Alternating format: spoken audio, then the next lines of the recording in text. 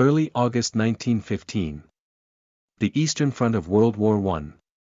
A close combat between Russians and Germans is shown on the outskirts of the fortress of Osovets, which was interrupted after the retreat and artillery fire by German troops. In this battle a corpsman and a lieutenant of the 13th Company of the 226th Zemlyansk Regiment save each other. During a brief night truce designed to allow funeral teams to retrieve the fallen from the battlefield, the same paramedic in the 13th Company, Arkhip Osipov, wounded under the corpses of the soldiers, observes a German wearing a strange mask.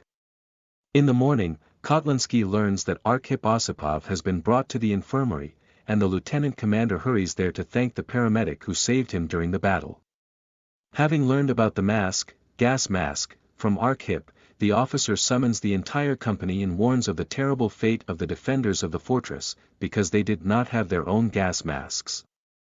At 4:00 a.m. on August 6, 1915, July 24, according to the Julian calendar, after waiting for the right direction and speed of the wind, the Germans began releasing poisonous chlorine from the 30 gas cell batteries previously deployed.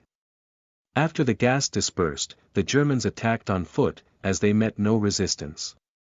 As they approached the Russian positions, they saw many bodies with bloody bandages on their faces.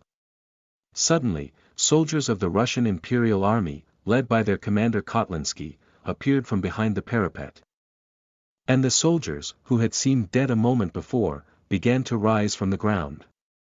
Weakened by chemical poisoning, they walked slowly, spitting up the bloody clots of their own lungs.